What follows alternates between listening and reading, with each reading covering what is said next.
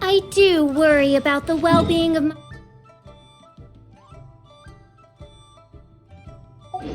my retinue during my impromptu absence. I'm sure the good people of the Adventurers Guild are absolutely fine, mein Fräulein.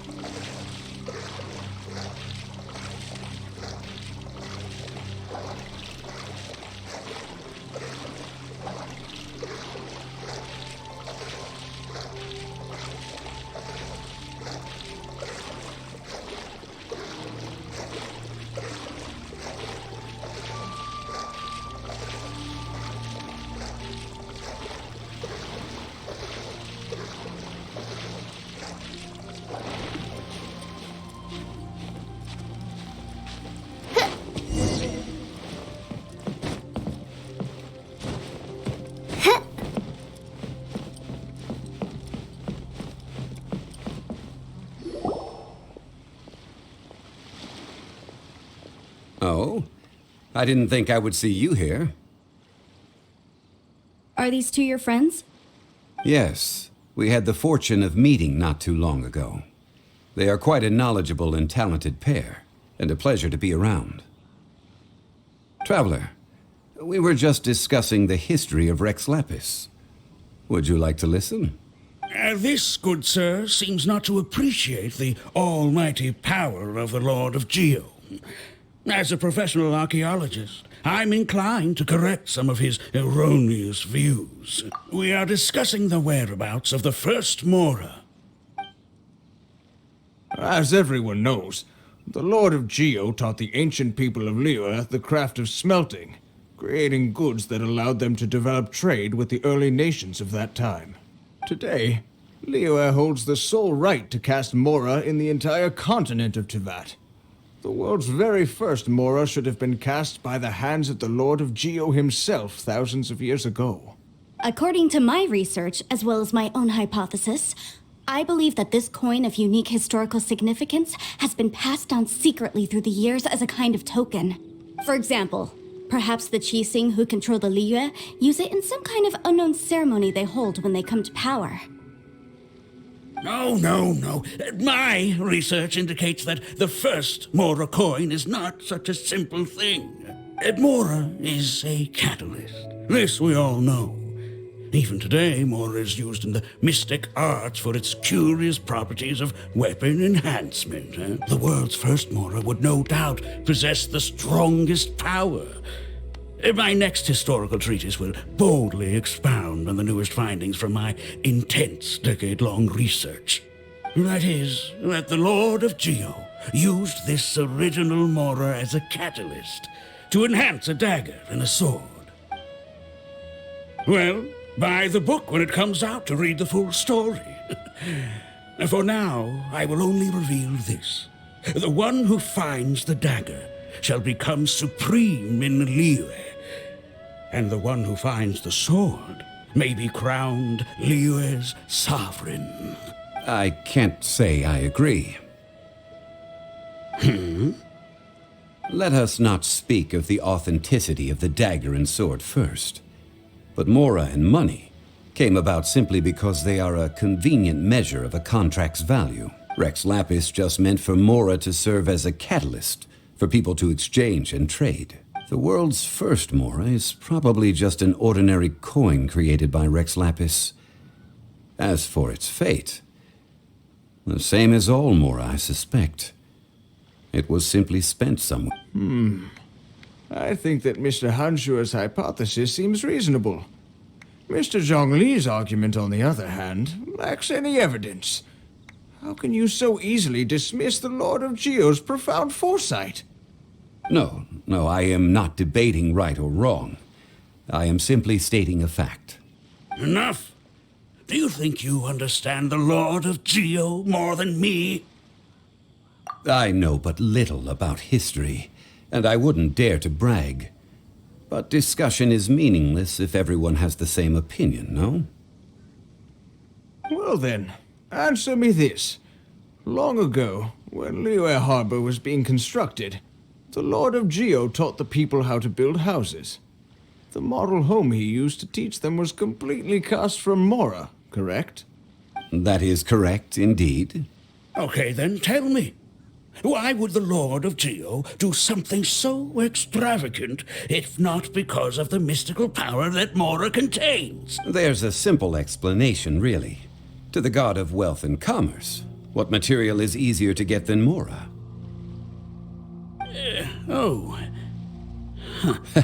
I mean, I am talking about Rex Lapis. Excuse me, sir. I have some questions about archaeology. Can we find somewhere quiet to chat? I mean, if it's okay with you. Oh, it's no problem at all. But may my friend accompany us? Perhaps they could be of some help. Of course. They can come if that's what pleases you, sir. Let's go.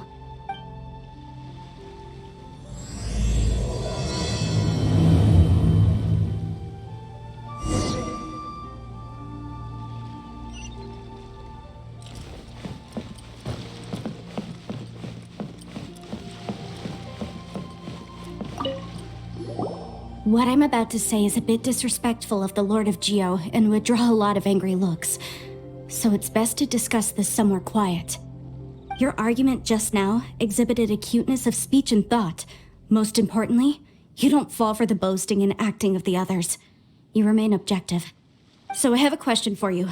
Perhaps you will answer differently from other scholars.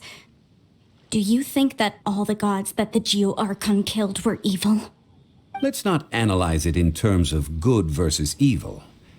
Rex Lapis placed great importance on the integrity of contracts. So any gods he killed certainly must have broken some kind of contract. But when I was doing some research, I learned about the legend of the god of salt. The god of salt, Havria, was a very kind god, but she encountered Morax one day in battle. Morax used a rather underhanded trick to assassinate her. This bit of history is a long story. But you may not like the truth when you hear it. Don't worry, please tell me what you know. This event, I've already searched for answers for a long time. No, it's just... Where should I begin? Over here, Mr. Zhongli. I've been looking for you. Ah, so you're over here all this time. First of all, I'm not holding a weapon.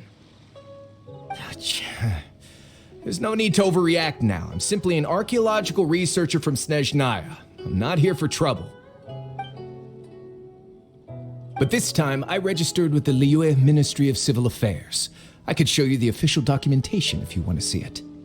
I will be conducting an archaeological survey here, the results of which will all be shared with the ministry. I heard that Wangsheng Funeral Parlor had a consultant named Zhongli with immense knowledge of ancient history and archaeology. So I paid Wangsheng Funeral Parlor a handsome amount to hire Zhongli as my own consultant while I'm in town. So you mean to say that this is work for the Wangsheng Funeral Parlor, yes? Well, since it's work, I don't have a choice. A consultant of the Wangsheng Funeral Parlor must respect their duty. Of course you would be such a reasonable man. Well then, let's head out now, shall we? Wait, if you are studying archaeology, can I go too? I am also a scholar in this field, so I can help. That will give us a chance to continue the topic we were just discussing. Oh, and you should tag along too. This experience may be of help to you on your future adventures. It is a story from before the rise of the Seven. Although the god of salt has already perished, it will still be a meaningful experience for your journey. Wait. This is an archaeological expedition, not a tour group. That's too many people. But this friend of mine has a treasure-finding talent, surpassed by no one. It will surely be of great help to us. Oh? What talent? If my friend espies a treasure chest, they will absolutely find a way to open it. Well, that is quite enticing. Well, let's go. There's no time to waste. When the Overlord of the Vortex was crushed by the Jade Chamber recently, perhaps something of interest was washed ashore. An ancient artifact would be good. Traces of ancient activity would be great. But a piece of the god's limb would be even better.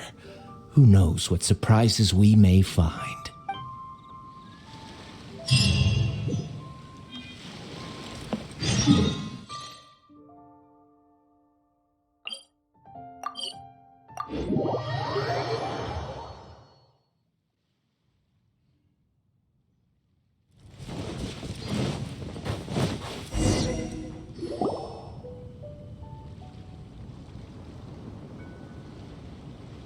This place looks so ordinary. Can we really find anything valuable here?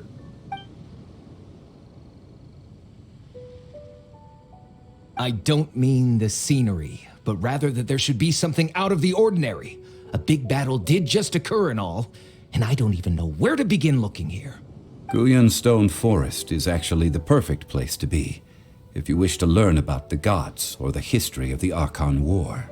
Legend has it that Rex Lapis threw spears made of large rock into the sea here, piercing and crushing the Overlord of the Vortex. After many years of wind erosion, those stone spears have turned into the unique rock formations we see now. What we see now is just the part of them that remains.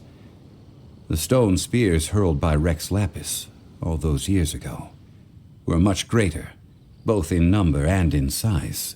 But due to the different angles they landed at, their large centers of mass, erosion by seawater, and years of gravity, many of them have been completely swallowed by the sea. So besides wind erosion, the initial collapsing of the stone spears also played a big part in the formation of Guyun Stone Forest. Well, a god able to fight one so powerful as Rex Lapis was certainly very strong in its own right. Indeed. This is where the value lies in research at Guyun Stone Forest. Most of the objects from that time were lost to the sea. But the gigantic waves created by the Overlord of the Vortex have given those sunken objects a chance to see the light of day again. So you're saying that if we look carefully, we'll be able to get very, very rich. I mean, rich with archaeological knowledge and historical value, yes? That's all I seek in life. Well, since we brought so many people, I think it would be best to split up and look. Okay then. I will go with my friend here. Although I have a smattering of knowledge in various disciplines, when it comes to archaeology, I can't compete with the expert here. Me? What's the matter? This is your profession. Why are you so surprised?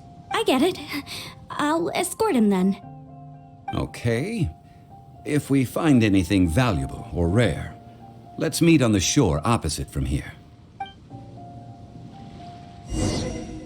The ancient god probably left behind lots of elemental marks. Following them should make our search much easier.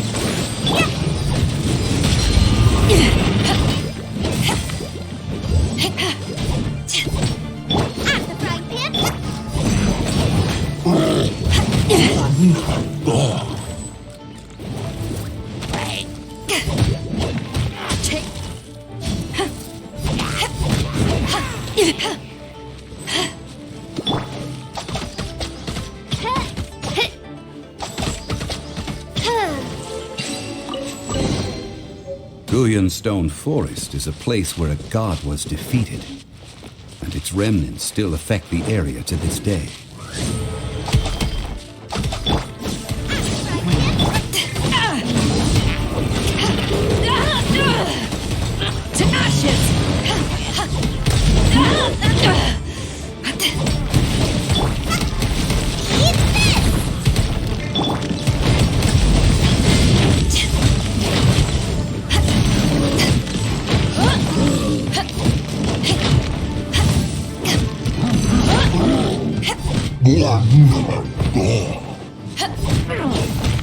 Take this!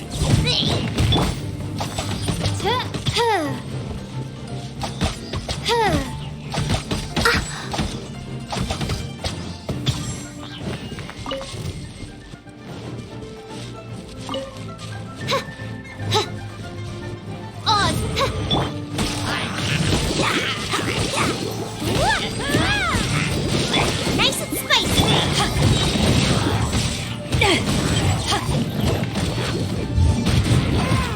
Take this!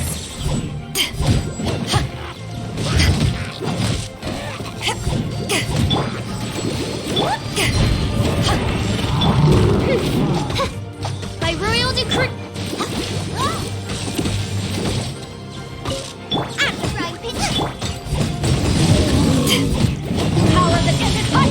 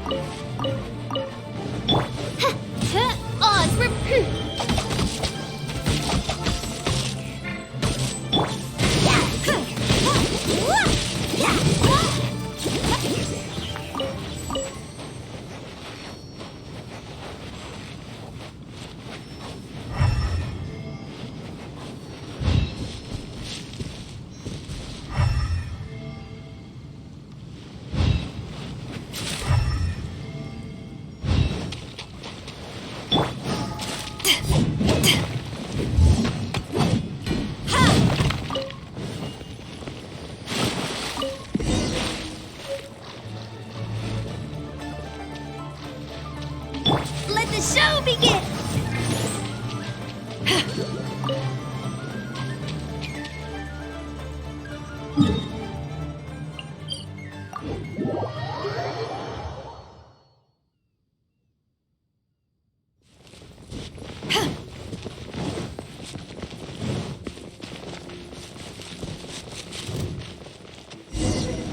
See that object in the center? Perhaps it emits the remnant strength of the god.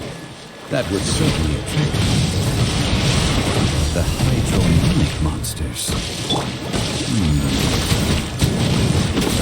I have a contract and must put my personal feelings aside. Go ahead. Defeat them and recover the relic.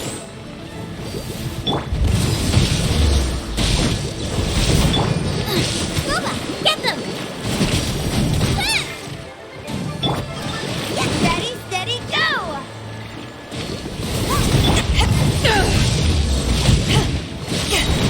Power that ended Python!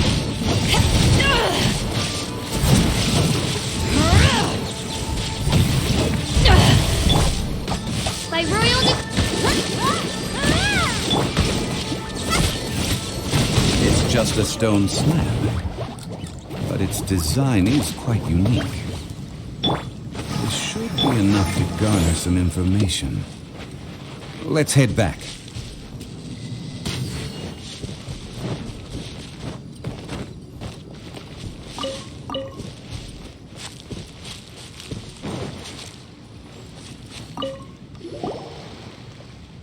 You call yourself a scholar of archaeology? You can't even recognize this or that. What are you good for? We all have our areas of expertise. I already tried very hard to explain. This girl just keeps bragging about how she's an archaeologist, but she doesn't even know anything about the surrounding ruins. I even know more than her. She left me to rely solely on guessing, experience, to find anything valuable to take back. Ugh, what a waste of time.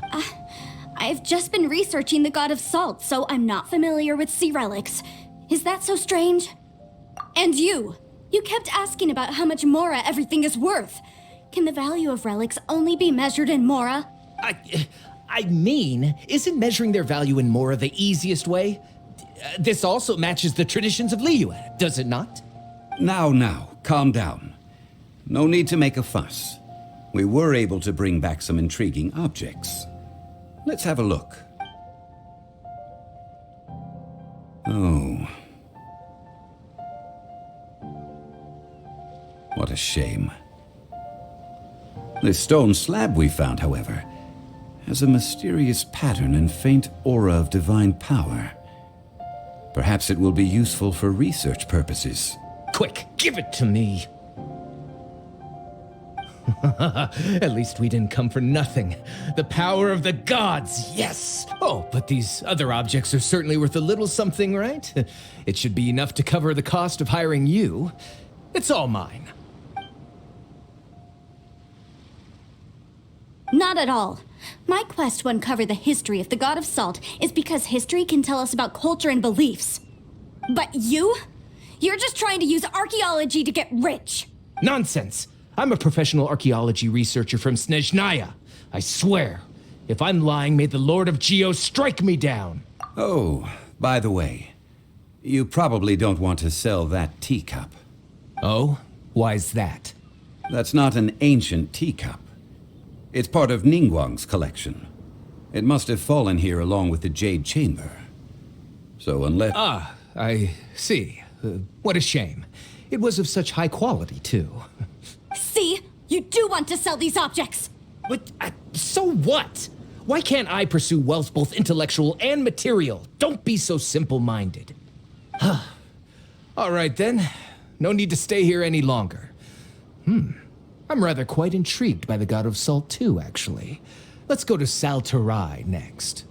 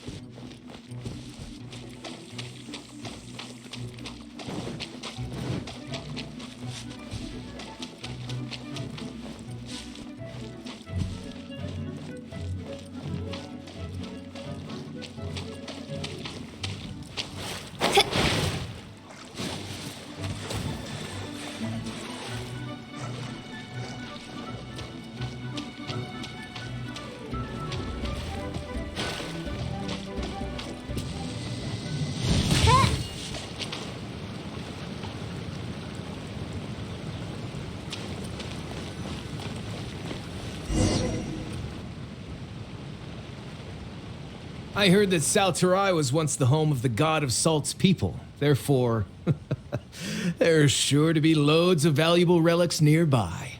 According to legend, the people of the god of Salt, Havria, enjoyed prosperous lives under her protection. But this legend has been around for ages. With the countless scrap collectors and treasure hoarders in the area, there probably aren't many valuable things left here. Oh, good. That's just great. If I knew it was picked this clean before, I wouldn't have come. About that, I know there's a ruin deep in this cave here. It's related to the god of Salt, which is actually how the area originally got its name of Salterai. However, the ruin entrance has been sealed by a mysterious power. Nobody has been able to break the seal. I found a mechanism that seemed to be related to the seal, but when I undid the mechanism, the seal wasn't affected at all. So at the moment, the seal's origin and how to break it are very important topics in my research on the god of Salt. I don't know, there's no concrete evidence, but I'm pretty sure the seal is meant to hide some kind of long-forgotten truth. The god of Salt was a benevolent god, adored by the people, not to mention powerful. She wouldn't have any kind of shameful secrets to hide. So, the one who wants to hide some truth is very possibly her killer. Who cares about all that? It sounds like countless treasures of the god of Salt lie within this ruin, just waiting for someone to find them, right? You weren't listening at all, were you? Even if there's a mountain of treasures inside, nobody can get in if the seal isn't broken. Ah, but we have the illustrious Mr. Zhongli with us. He looks like he knows just about everything. A little seal shouldn't be any trouble for him. This seal seems to be quite ancient. Even Mr. Zhongli may not know all of its secrets. I may know something about it. What? Over the years, I've heard various rumors with bits of knowledge about seals. Although their references seem rather disorderly, they do in fact contain the secret to breaking seals. Let's go take a look at the mechanism Miss Wanyan just mentioned.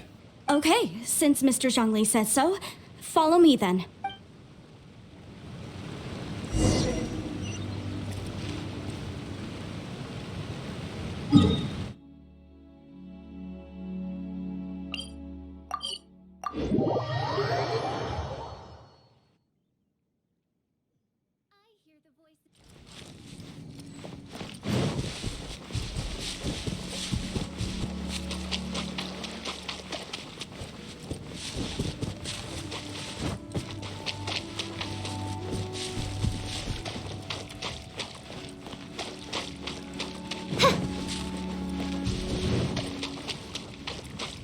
Here it is. There's some debris scattered here that, when put together, look like they definitely had to do with the god of Salt. According to the inscription on the side, if one looks from a certain angle, the secret to the mechanism will be revealed.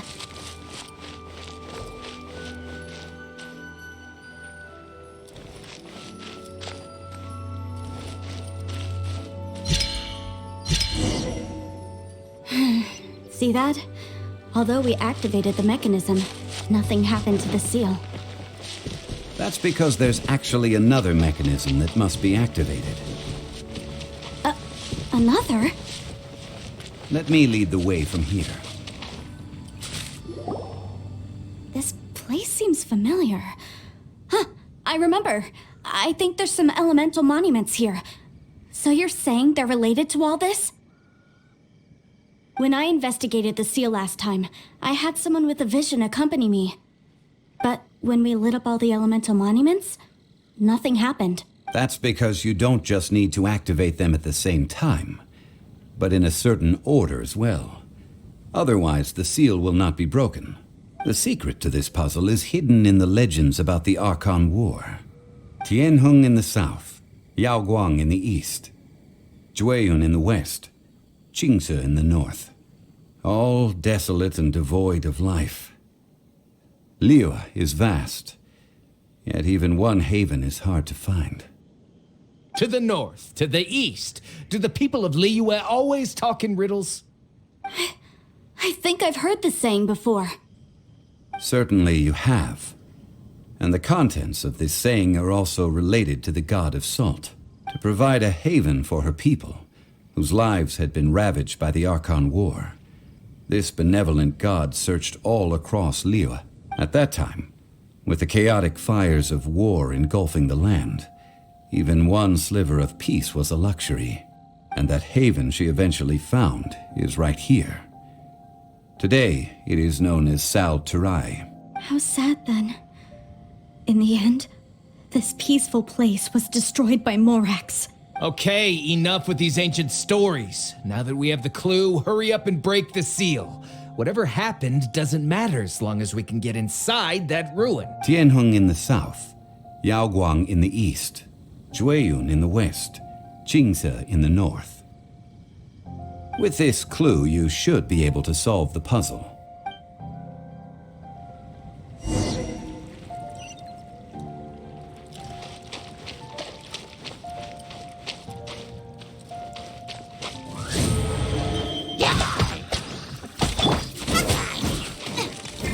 Race you!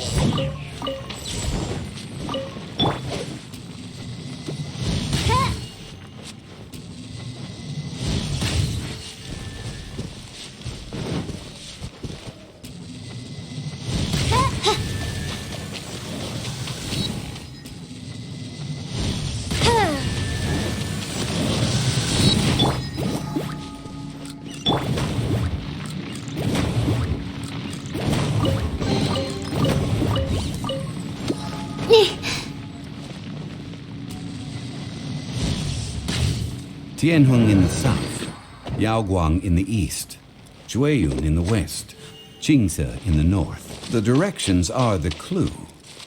Give it another try.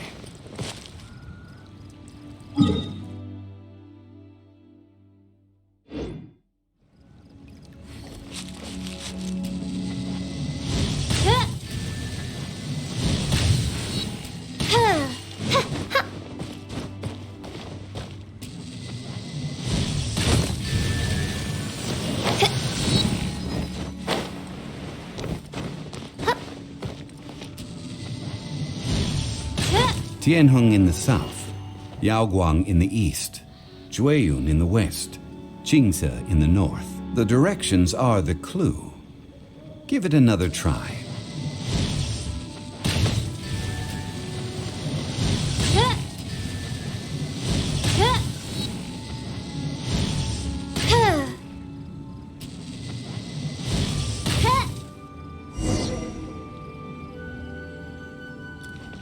Look!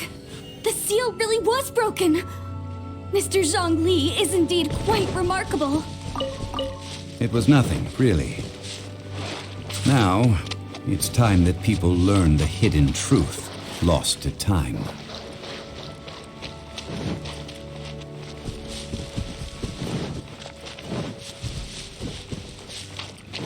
By royal decree!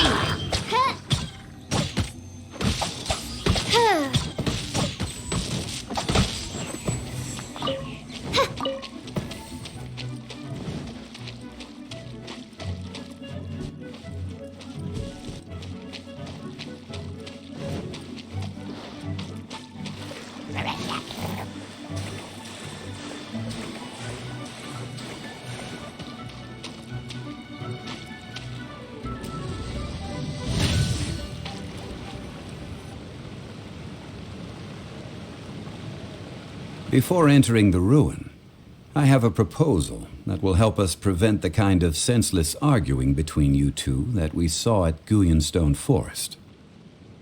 Okay. What is it? I propose you two agree upon a contract, stipulating that we alternate who gets claim to each treasure we encounter, with only one object permitted per claim. To show my sincerity, I won't be taking any treasure. This will just be between you all. I don't agree. I mean, you want me to split the treasure with this amateur archaeologist? No, absolutely not. I don't agree either. he will only defile the precious relics left behind by the god of salt. I can't accept this! Well then, if the contract is not agreed upon, I will no longer serve as your consultant on this expedition. You will have to rely on your own experience to find whatever treasures are hidden in this ruin, as well as traps. You have the audacity to demand this! Okay then. Even half of the treasure in the long-sealed ruin of the God of Salt should be enough to make a fortune. If you want me to agree upon this contract, so be it. I just have one request, Mr. Zhongli. If we discover the truth behind the God of Salt, you must judge it fairly, even if the truth harms Morax's image. I can accept this arrangement. Well then, let's go.